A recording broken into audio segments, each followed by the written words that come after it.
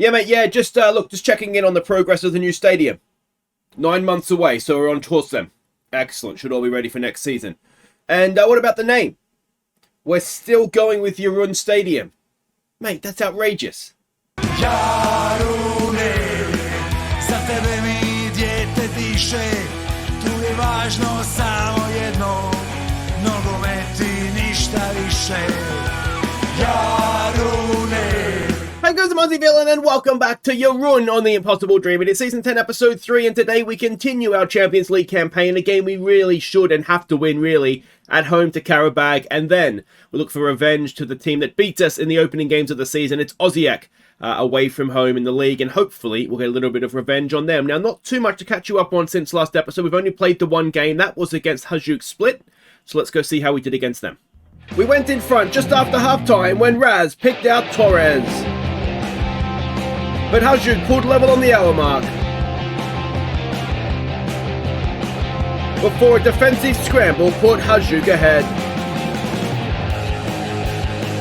So I may have got team selection wrong on this one. It was a bit of a strange game because it felt like we were dominating the game. We missed a lot of very good chances. They gifted us 2 goals that we missed. Skoko and Turpic both missed like absolute sitters from bad back passes. But yeah, everything else, XG, match stats would suggest that it was a more or less even game that could have gone either way, and it went Hajduk's way. Now, we did get a lot of yellow cards in this one as well, excuse me, which is obviously not ideal, but we didn't get any red cards, so that's, I suppose, the main thing. But yeah, a little bit of a disappointment has to be said. So the league table after that, and it's looking like it is a league that's going to get split in 2. There's going to be the top 5 fighting for the title and the bottom 5 fighting to stay in the league. So, yeah, Hajduk was not a great game to lose. And Osijek away, which is our the second game of the episode, again, is going to be a good game to not lose, I would imagine. But let's get straight to things. It is Qarabag in the Champions League. It is a 4-2-3-1 we're expecting from them. And this is the team that we are sending out. And this is a strong team that, like I said, I probably should have played some better players against Hajduk in hindsight. But Pinter in goal, Monsalvo and Butchman as a back 2, Torres and Enrique in wide areas, Sithole, Montel, Raz. Was that who we wanted in there? Raz doesn't usually play, but that's okay. Who was... Oh, no, you know why? Because I was playing a back 3 before, wasn't I? So, yeah, Montel and Raz, Siraj, Lako, and Madzar, who got 4 goals last episode. He gets the start here as well. All right, so we can see the team sheets there. No sort of recognisable names in that lineup, I don't think. So, this is a match we should be winning. Let's make sure we do. I think that is probably the best thing to say on this occasion. So, we'll say that. We'll get out there. And yeah, see how we go. Now, a couple of other things just off the field. The kids had their first game in the Youth Champions League against Dortmund. That was a 2-2 draw. Dortmund's academy typically pretty strong, isn't it? So I think that's quite a good result for us. And Lako has come to me complaining about his contract. We've offered him a new contract. No release fee. We're able to sort of negotiate that out of the negotiations, which is good. I can't remember if he had a release fee now or not.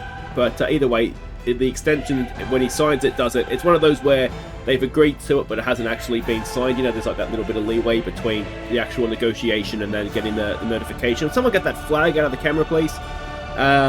So yeah, that's sort of where we're at with that. But it looks as though Lako is going to be staying for the long term. It was a 5-year extension that he was signing. So that is, I think, anyway, very good news because he's been quite good, hasn't he?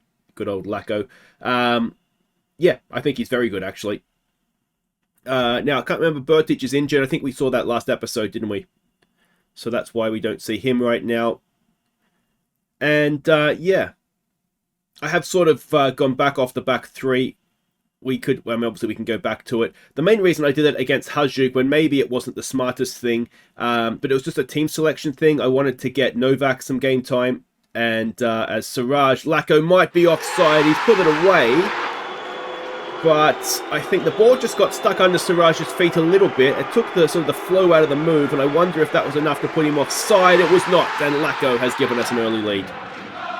So Madzar, this pass here, wasn't it? From Madzar to Siraj, the defender just got in the way, just got stuck under Siraj's feet a little bit. It's very, very close. The offside is very close, but it has gone our way, and that is good news. Yeah, it's extremely close to the point where I'm not sure he is onside. But we'll take it. And we've got another highlight where we've got some defending to do. Let's see how this one goes. That is the post saving us. So that's never ideal. Let's give them some praise, though. Yeah, this really is a game. I mean, having got the wonderful result we did against Real Sociedad, we do... Oh, Siraj! It's off the... No, it was a good... Oh, that's a good save from the goalkeeper. Yeah, I mean, if we go to 6 points here, then we're definitely favourites to get through the group, aren't we? Or get through the... I'd love to know how long it's going to take people before... Then it's going to go... It'll probably get a little bit better when there's a good ball to the back post. Raz down. Oh, is that a penalty? Madzar's gone down. There was definitely a foot from the defender playing for the ball. This could go either way, I think. And it is awarded. And it's going to be Lacko. Now, he's missed his last two. So that's obviously not great. Can he score in Europe? Oh... We'll see on the replay. It looks like it's gone straight through the goalkeeper, that one, but it's gone into the back of the net. And that is, I suppose, the main thing, but it wasn't a great penalty again. Oh no, it's fine, it's a good one. The side-on angle made it look like the goalkeeper sort of flapped all around it, but no, that's good. That's a good penalty. So Lacko is back on form, and of course on a hat-trick now as well. But yeah, it makes me wonder, you know, when it goes to the league phase in real life next season, it's going to be a little bit easier because you won't have the group phase in real life sort of confusing you, I guess. It'll all be the league phase, but it's going to take years, isn't it? It's going to take years before people stop calling it a group phase. But I'm curious to see how it works. I mean, I'll be extra curious because, of course, my team Aston Villa are going to be in there for the first time. Well, certainly in my lifetime anyway. So I'm going to have, obviously, a little bit of extra interest, which I'm so excited about. As Lacko back in front of goal, and it is Haim Raz. Now, it can only be Lacko that's offside. And we'll get another look at this, obviously. But it is awarded. So it's actually a really nice team goal, isn't it? The movement up front is just proving a little bit too much for them. Torres, yeah, Lacko just diagonally in behind, and Haim even, Raz, has done very nicely there. I think it's his second goal for us. And he's looking a decent signing, isn't he? He's only 19. Maybe he doesn't have the potential of some of our other players, but I really like him, I've got to say. Alright, that puts us top of the Champions League. So just watch out for nosebleeds, everybody. 64% possession, though. And this is a game, let's be honest, this is a game we should win, and we probably should win well. So it'd be nice if we could do like we did at the start of last season's Champions League, where we just put up a couple of big scores just to get the goal difference looking nice and solid. And then, of course, we did our best to ruin that with a couple of hammerings the other way. But, yeah, hopefully we won't do that this season. The back three typically has been working quite well, making us look more solid defensively. Lacko and Torres combining. Torres floats it in towards the back post. It's Raz again, and he is good in the air. Jumping reach of 16. Last time I checked, it was 16 anyway, yeah. So he is very good in the air for a midfielder. And that could be a big weapon of his, you know, getting forward as that Mazzella into sort of the back post area. Yeah, could really... okay, so what do we say? I think don't get complacent here. It is one of these, though, I think. Someone like Torres, who I've had to promise Torres and... Who's the other one? Sanchez, I think, was the other one. First team football. So given how this game is going, it might be a good game to get Torres onto the bench so he's fresh to start again. I think our next game... Oh, it's against Osijek, isn't it? And I think, we've got to be a little bit careful here. We don't want to give them away back into the start of the second half here. Let's try demand more. Where are you, Torres? You've had a good game, mate. Let's get Kovacic on for Hugh. And, yeah, that will keep him fresh then for the next one. Madzar's looking like he's not having a great game. Siraj, what's he got for us? He is a decent free kick taker, and that is fairly decent. I don't know if it was the way it bounced back. We'll still, if we get a different camera angle, please. There we go. So Kovacic is doing his best to get a cross in. In the end, he wins a corner. And we'll take that. And let's see who is Lacko. Can he pick out Monsalvo, Raz? We've got a couple of big boys in there, and that is over again. Or tipped over, was it? So it's going to be another corner from the other side. Lacko, again to the back post. Goalkeeper comes a long way. And to be fair to him, that's a good claim, isn't it? You'll notice that Mazzolini, whatever his name is back fit on the bench. we might even...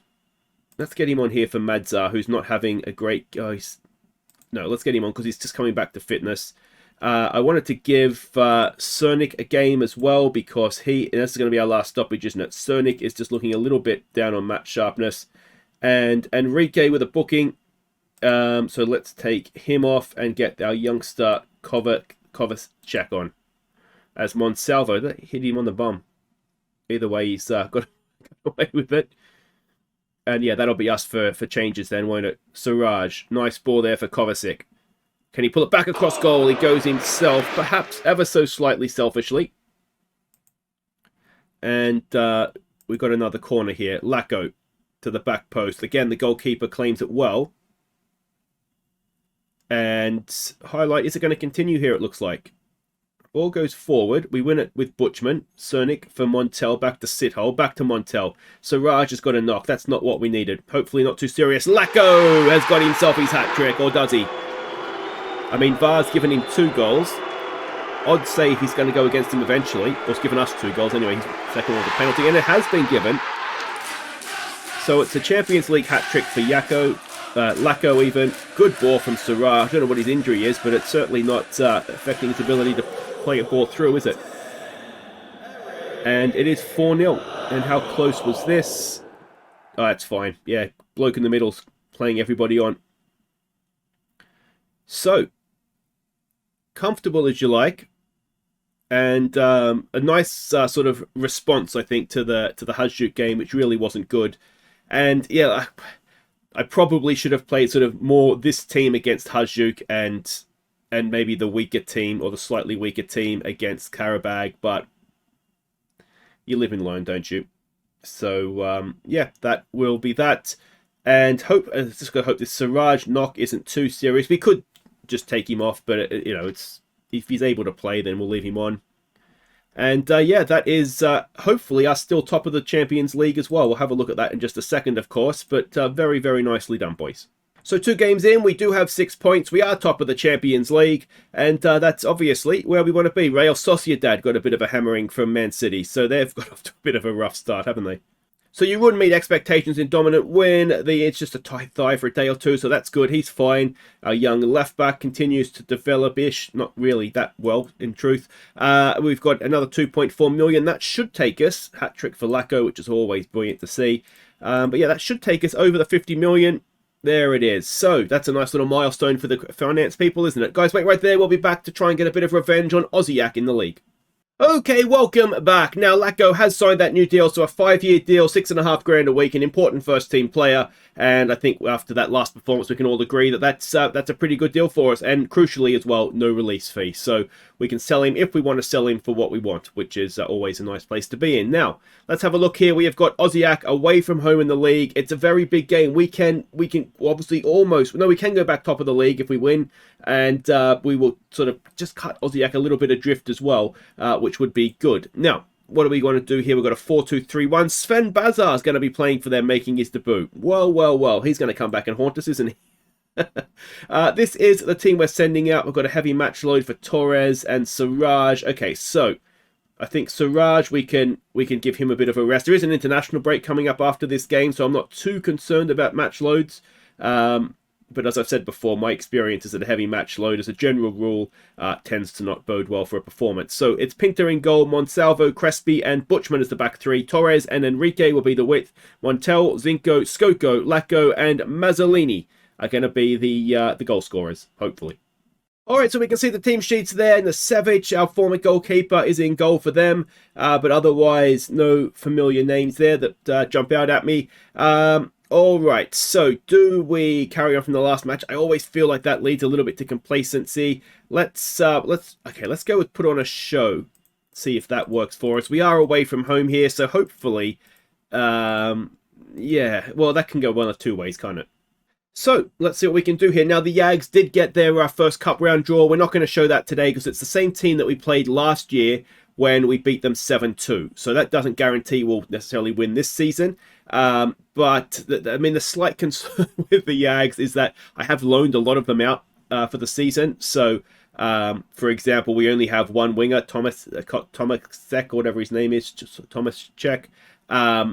the other young guy, promising winger, of course, we loaned out to Bolton, you may remember. So, yeah, I'm not 100% sure how good the team is going to be when we try to put one together, but we should have good strikers.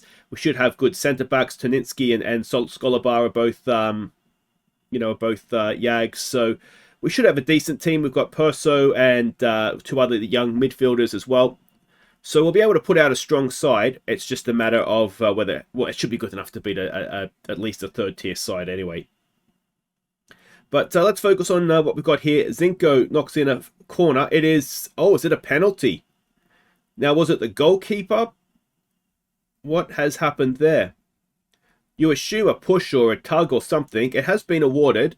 And Lacko with a chance to get his 4th goal of the episode. Can he do it? Yako, oh, of course he can. Into the other sort of corner. Sends the goalkeeper the wrong way. And it is 1-0. And this is a really big game as well. I mean, it is away from home, obviously. And I said it can go one of 2 ways, typically a win or a loss. But sometimes, away from home, the pressure's off in a way.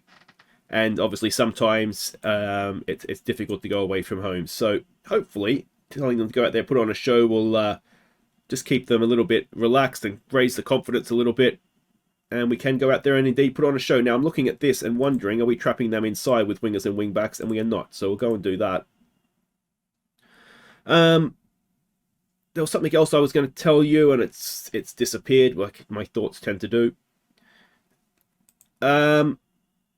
It's so annoying. And then I'll think of it after. As soon as I finish recording, I'll think of what it is I was going to say. And it's like a 70-year-old man I am. But not much going on here, really, is there? So we'll see what we get. So my plan for next episode is, since the game's so exciting, is Rennes is our next game in the Champions League. Now that's a big one because that I think was Rennes. I can't remember now if Rennes at home or away, but they were a pot 3 side, I believe, for us. So they're a team that we should be beating. So we've got to say, don't get complacent here. There we go. So yeah, that is a game we want to win. So I want to come back for that. And then assuming that we win in the Cup, I'm pretty sure last season, the second round of the Cup was around about the same time as the third Champions League game. Because I do think, and let me know if I'm incorrect on this, I do think it's good to show the Yags and the academy players coming through so we get an idea of what we have coming through. There's not just looking at attributes, but actually seeing them. That's a good ball for Skoko. He may have been offside. Nasevic has made the save. And Skoko maybe a touch unlucky there not to get the goal. Ball in towards the back post. It's up and away. And that is the end of that. So yeah, if I'm wrong on that, let me know if you really don't want to see the academy prospects coming through. But I always enjoy I enjoy watching them play and sort of putting a team of them out and seeing how they get on. So I kind of figure if I'm interested in something, then you guys are going to be as well. I don't think I'm quite that weird. Oh, what a little flick on that was from Noah Skoko, and Mazzolini at the back post has got himself his first goal for a long time. He did get one, but I think it was in the Charity Shield thing, or was it earlier? Because he's been injured, of course. But look at this from Skoko. It's a wonderful flick onto the back post. It just floated over everybody, didn't it? It's glorious. And Mazzolini at the back post could not miss. And it is 2-0, which is, I think, no, they beat us 2-1, didn't they? But I think it was 2-0 right till the end. So it is going very, very nicely. Thank you very much. If we can get another goal, we might have a little bit more confidence in making a sub. Zinko to the back post. That is over the top by Monsalvo, I think it was. But I think, yeah, the games against... It's the way that the league is shaping up. When you play those bottom 5 sides, you're going to have to... it's a bit of a dodgy pass, but we just about get away with it. You're going to have to beat those teams at the bottom more times than not. And then when we play the top 5, they're going to be sort of do not lose games. Now, obviously, we lost against Hajduk and we've lost against Osijek already, so that's not great. But here we go. Lacko to Skoko in the middle. Skoko! Oh, Nasevic. Apparently, they didn't get on when he was with us because he's determined to not let Skoko score today. Zinko with a corner towards the back post. It is away. And we'll have a throw. But yeah, because obviously head-to-head is going to come into account when we play those teams that are in the top 5. And as long as you're beating the teams in the bottom 5, not losing to the teams around us, especially away from home, at home ideally, I guess you want to beat them. But I think it's going to be about consistency because these top 5 sides, I remember what I was going to tell you now, they are going to take points off each other. Europe, everybody got into the league phase, which is good. Now, we're the only ones, obviously, in the Champions League. I think Osijek got into the Europa League group phase, which is maybe not ideal. They beat Galatasaray, I think it was, and then they got knocked out in the playoff to get into the league phase of the Champions League by Napoli, which is fair enough. Oh, it's another almost an own goal. Another great save from the Savic. And then the other 3, which would be Hajduk, Rijeka, and somebody. Might be Slaven, maybe. Did they win the cup? Anyway, there's 3 teams in the Conference League, which is good. So hopefully, this is going to be a very, very good season for the coefficient. It may be a case that ideally Osijek went into the Conference League as well, because it would be a little bit easier for them to pick up points. But either way, if Butchman and Pinter could talk to each other there, please. We've given it away with Torres now. We don't need, with 10 minutes to play, them getting a goal back here. Montel does well, brilliantly. And we'll give them some praise. Although, truth, maybe it should have been a concentrate. So yeah, anyway, that's really good for the league. Hopefully everybody has a good season. And if we can get 5 teams into the league phase, and oh, it's a really good header. Was that Skoko again? Nasevic is just determined that Noah Skoko is not going to score today. That would be huge for the league coefficient. It could even, if we say 3 of the 5 is then ambitious, get past the league phase, then yeah, we're going to have a real kick to the coefficient, which would be huge. As Zinko to take a corner in stoppage time. It's unlikely, as Nasevic claims, that we're going to lose from here. There's only about, 2 minutes or so to go of stoppage time. So you would be annoyed if they scored twice in stoppage time to take a point here, but I don't think it's going to happen, which means we've got a little bit of revenge. It'll send us back to the top of the league. And can we get a third here? Torres with a little bit of space. Torres chips the cross in. It is away. And are they going to come back up the other end now? As we find ourselves under a little bit of pressure. Montel. Oh, it's a good ball to the back post. And it is a goal back. Which means we're going to have to go defensive now. Guys, come on. That's just silly. Only a minute to go. But good ball in. And Torres maybe a little lazy, would we say. And Pinter... He hit into the ground, didn't he? So it kind of bounced over him. But there we go. So 2-1. It was not a 2-1 game. It was definitely more comfortable than that for us. But yeah, when you... let's face it, Nasevic had a blinder, didn't he? He made two or three really, really genuinely good saves. So there we go. We are top of the league again. It is Dinamo and Hajduk. Slaven all right there. And Osijek just lose touch a little bit. But you do suspect they'll be back, don't you? So there we go. Jarun go top. Zinko is slowly improving, and 10 away games without defeat. So reaches unbeaten. Yeah, so 10 games away without defeat is good, and means that we've lost 2 games at home, which isn't great. But anyway, it doesn't matter where you win, I suppose, as long as you win. And guys, that will do it for today. If you have enjoyed that, thumbs up, subscribe if you're new, and we'll be back hopefully for Rennes. It is at home, so that is a game we really do need to win, and then hopefully we'll win this cup game, and there'll be a second round tie around there somewhere that we can show you as well. If not, Slaven's a good team this year, so we can always show that. Until then, guys, I've been Aussie Villain. Thank you so much for watching.